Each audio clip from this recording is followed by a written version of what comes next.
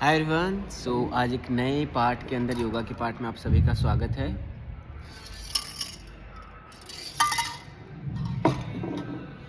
और आज हम देखने का प्रयास करेंगे वेदांत दर्शन में योग का क्या महत्व है, वेदांत इसके बारे में क्या कहता है।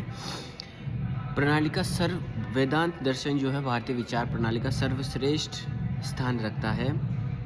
वेदांत के अनुसार हम ज्ञान साधना के द्वारा योग को प्राप्त करते हैं। ज्ञान साधना में ज्ञान ही मुक्ति का एकमात्र साधन है, किंतु साथ ही ज्ञान प्राप्ति के लिए योग के अंगों का पालन करना चाहिए। इसको वेदांत दर्शन स्वीकारता है। इसी वजह से वेदांत को कहा गया है ज्ञान योग। जिस प्रकार योग के बहिरंग और अंतरंग साधना होते हैं, उसी प्रकार वेदांत ज्ञान योग की साधना के भी यही दो भेद है। वेदांत के बहिरंग साधना में विवेक, वैराग्य, षट संपत्ति, मुमुक्षुत्व ये चार साधन हैं, जिसमें विवेक का अर्थ केवल ब्रह्म ही सत्य, वैराग्य का सांसारिक विषयों से भाव हट जाना है।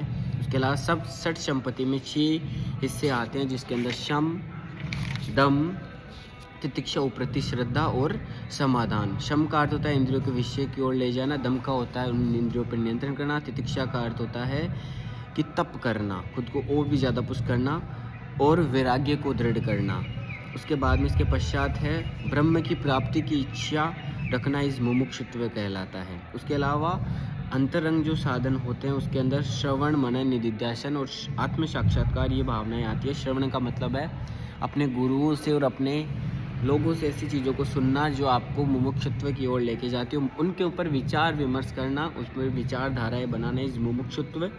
उसके बाद में आता है निधिध्यासन। निधिध्यासन का मतलब वे सेल्फ विश्लेषण, खुद के अंदर ध्यान देना, खुद को जानना, खुद को पहचानना और खुद को आत्म साक्षात्कार की ओर लेके जाना।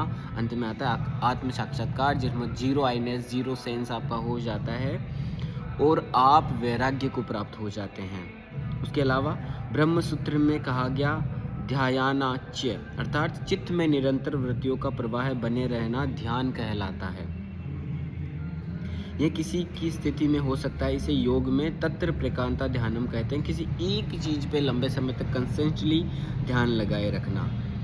वेदांत में अलग अलग हिस्सों का वर्णन किया है, जिसमें बताया गया है कि जगह कैसी होनी चाहिए जहाँ पे योग अभ्यास किया जाए। भूमि समतल होनी चाहिए, पवित्र होनी चाहिए, पत्थर, आग, बालू रहित होनी चाहिए, जलाशय आदि वर्जित होना चाहिए, मल मूत्र सुखदायक लगने वाले निवास एवं एकांत प्रदेशों में बैठकर योग साधना करनी चाहिए, जहाँ पे सोच संतोष आपको आसानी से मिल सके। उसके बाद में आता है आयुर्वेद के अंदर योग का क्या स्वरूप है। आयुर्वेद दोनों अत्यंत ही प्राचीन विधियाँ हैं। दोनों का विकास प्रयोग समान उद्देश्य के लिए एक ही काल एक ही देश में हुआ। आयुर्वेद शाब्दिक अर्थ जीवन का विज्ञान, इसे बहुउद्देश्य विज्ञान के रूप में विकसित किया गया। योग के अनुसार पुरुषार्थ को ही मनुष्य जीवन का लक्ष्य माना गया है। चरक संहिता में आयुर्वेद का निर्माण धर्म, अर्थ, काम और मोक्ष के लिए किया गया। यही कहा जा सकता है कि योग और आयुर्वेद दोनों मानव जीवन के समान सिद्धांतों पर आधारित है। दोनों का ही लक्ष्य मानसिक, शारीरिक और आध्यात्मिक अस्तित्व का वर्णन किया गया है। तीनों प्रकार का दुख, आध्यात्मिक, आदिदैविक और आदि भौतिक से छुटकारा पाना है तथा आरोग्य के द्वारा चारों पुरुषार्थ को प्राप्त किया जाना है, धर्म, अर्थ, काम और मोक्ष। उसके अलावा महर्षि पतंजलि भी अपनी परिभाषा में कहते हैं योग चित्त वृत्ति निरोध है, चित्त की वृत्तियों का निरोध। और उनकी जो प्रेयर है पतंजलि की, उसमें आता है योग चित्त योगेन पदस्य पदेन वाचा मलम शरीरस्य च वेद्यकेना। मतलब महर्षि पतंजलि को मैं नमन करता हूँ, जिन्होंने योग के द्वारा शरीर को शुद्ध किया, आयुर्वेद के द्वारा शरीर को निरोग किया और व्याकरण के द्वारा वाणी को शुद्ध किया। तो ये तीनों चीज़ें उसके अंदर आती है। आयुर्वेद में आचार, रसायन, दिनचर्या, ऋतुचर्या के अंतर्गत शामिल किया गया है। और योग सूत्र के अनुसार यम, नियम, आसन, प्राणायाम, प्रत्याहार, धारणा, ध्यान, समाधि के रूप में सभी का वर्णन किया गया है। प्राणायाम का वर्णन भी आयुर्वेद में प्राप्त होता है। प्राण, अपान, व्यान, उदान और समान वायु के विभिन्न प्रकारों को आयुर्वेद ने वर्णन किया है तथा कहा है कि प्राण ही सभी चेष्टाओं का नियंत्रण और संचालन करता है। सभी इंद्रियां अपने वश में तभी आती है जब आप अपने प्राणों को वश में करते हो। आयुर्वेद में मन का कर्म बताते हुए कहा गया कि इंद्रियों का संचालन और उनके विषय की ओर ले जाना, अनुभूति करना मन के कर्म है। अतः ऐसा प्रयास करना चाहिए जिससे इंद्रियां और मन किसी प्रकार विकार उत्पन्न ना करे। उनका जाना स्वाभाविक है, लेकिन आपको उनको कंट्रोल में लाना होगा। दूसरे शब्दों में योग में वर्णित प्रत्याहार ही है। जिस प्रकार योग में षट कर्म का वर्णन किया गया, उसी प्रकार आयुर्वेद में पंचकर्मों का वर्णन किया गया है। इस प्रकार ज्ञात हुआ कि योग आयुर्वेद दोनों एक ही प्रकार का विज्ञान है, दोनों का उद्देश्य एक ही है। दोनों की शिक्षा है मनुष्य मात्र को दुख से दूर करना और दोनों को सुखमय जीवन देना और मोक्ष की प्राप्ति के लिए तैयार करना। अब हम पढ़ेंगे योग के प्रकार। पहला हम देखेंगे राजयोग। राजयोग सब उपनिषद से प्राप्त हुआ, संभवतः योग का राजा के रूप में प्राप्त होता है। इसके अंदर राजयोग की साधना में संयम पर विशेष बल दिया गया है। संयम की परिभाषा देते हुए महर्षि पतंजलि कहते हैं, धारणा, ध्यान, समाधि, जब इन तीनों में एक ही विषय की चिंतन अवस्था बनी रहती है। धारणा में भी आप किसी एक चीज़ के बारे में ख्याल करते हैं, ध्यान और समाधि में अर्थात तीनों मिलकर एक हो जाते हैं, वह स्थिति संयम कहलाती है। धारणा, ध्यान, समाधि जब एक विषय पर आके अडिग हो जाते हैं तो वह चीज़ संयम कहलाती है। संयम के पालन के चित्त पूर्णतः एकाग्र हो जाता है। एकाग्रता के बिना ध्यान की प्रक्रिया संभव नहीं है। चित्त आपका एकदम एकाग्र हो जाएगा और उसके बिना प्राणायाम का पालन करना असंभव है। महर्षि ने यम नियम का पालन तथा प्राणायाम का अभ्यास आवश्यक मानते हुए महर्षि वशिष्ठ ने भी अपने ग्रंथ में वशिष्ठ में प्राणायाम को बहुत ज़्यादा महत्व दिया है। राजयोगी के प्रकार कितने प्रकार के होते हैं? पहला होता है प्रथम योगी।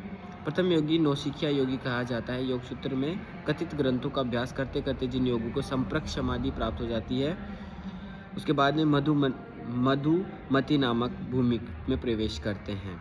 उसके बाद वो उस पर अतिक्रमण कर ऋतु प्रज्ञा नाम की संप्रक समाधि के अंदर योगी पहुंचता है और अंत में अंतिम जो भूमि होती है उसमें अणिमा, महिमा और अष्ट सिद्धियों को वो प्राप्त कर जाता है।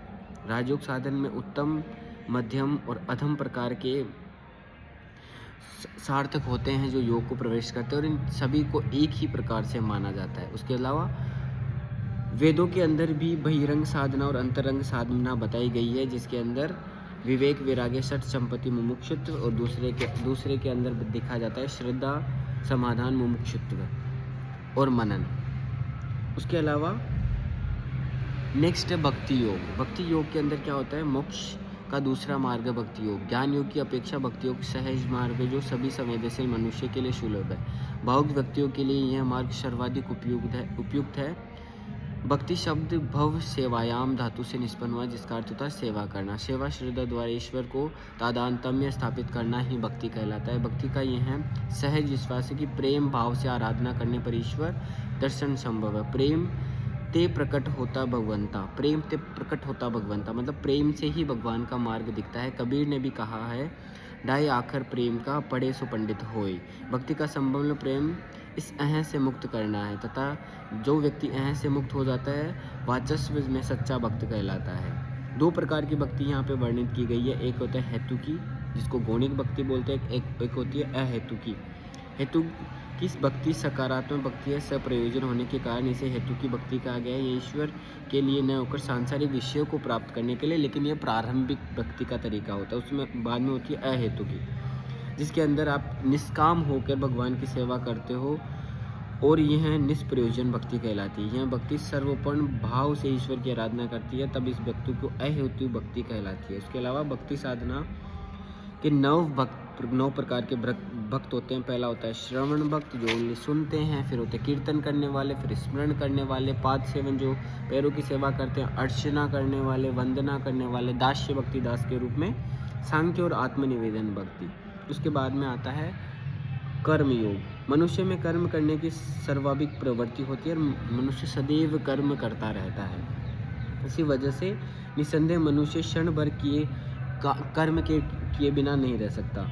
न चाहते हुए भी कुछ ना कुछ करना होता है। यह कर्म के और यही कर्म बंधन का कारण बनता है और इसे ही त्याग करना मोक्ष कहलाता है। इसी वजह से गीता में कहा गया है, योग कर्मेषु कौशलम, कर्म के अंदर कुशलता लाना। हे अर्जुन, शास्त्रों द्वारा नियमित बताए गए कर्मों को आसक्ति को त्याग करना चाहिए। शास्त्रों के द्वारा जो आसक्ति बताई गई है कर्मों के प्रति, उनको त्याग कर तुम अपना कार्य करो। उसके अलावा फल की चिंता किए बिना तुम चीज़ों को आगे बढ़ाने का प्रयास करो। नेक्स्ट वीडियो के अंदर हम इम्पोर्टेंट हिस्सा देखेंगे अष्टांग योग का। उसके बाद में हम देखेंगे जो बहुत ज़्यादा इम्पोर्टेंट है, हठ योग ने इसके बारे में क्या कहा, मंत्र योग इसके बारे में क्या कहता है। Thank you so much.